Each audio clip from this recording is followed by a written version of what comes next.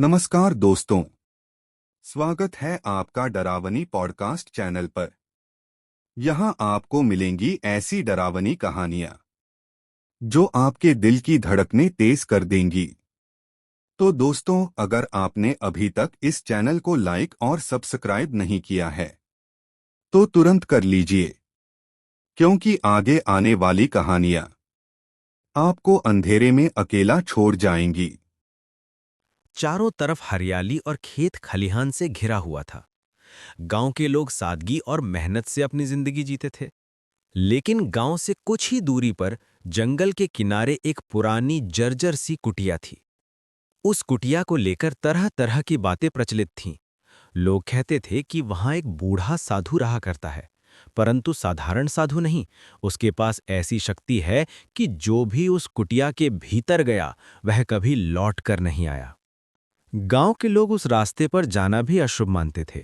बच्चे जब भी खेलते खेलते उधर जाने लगते तो उनके माता पिता तुरंत उन्हें पकड़कर घर ले आते। गांव की बुजुर्ग औरतें बच्चों को डराती, सुनो, उस कुटिया की तरफ मत जाना, वरना साधु बाबा तुम्हें हमेशा के लिए वहीं कैद कर लेंगे। लेकिन इंसान का स्वभाव ही ऐसा है, जितना मना किया जाए उतनी जिज्ञासा बढ़ती है। पहला गायब हुआ आदमी। कई साल पहले गांव का एक नौजवान लकड़ी काटने जंगल गया था। दोपहर बीत गई, लेकिन वह लौटा नहीं। जब लोग उसे खोजने निकले तो उसके पैरों के निशान सीधे उस कुटिया तक जाते हुए मिले, लेकिन उसके बाद के निशान गायब थे, जैसे जमीन ने ही निगल लिया हो। उस दिन से गांव वालों का डर और भी बढ़ गया। साधु का रहस्य। कहते हैं उस कुटिया में रहने वाला साधु कभी गांव आता था। वह लंबा चौड़ा सफेद दाढ़ी वाला, लाल आंखों से देखने वाला अजीब इंसान था। उसके हाथ में हमेशा रुद्राक्ष की माला रहती, पर उसकी आंखों की चमक देखकर लोग सहम जाते।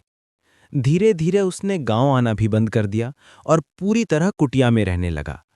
उसके बाद जो भी बहादुर लोग उससे मिलने गए, उनका कोई अता पता नहीं चला। एक युवक की जिज्ञासा। गांव में अर्जुन नाम का एक युवक था। वह पढ़ा लिखा था और अंधविश्वास में भरोसा नहीं करता था।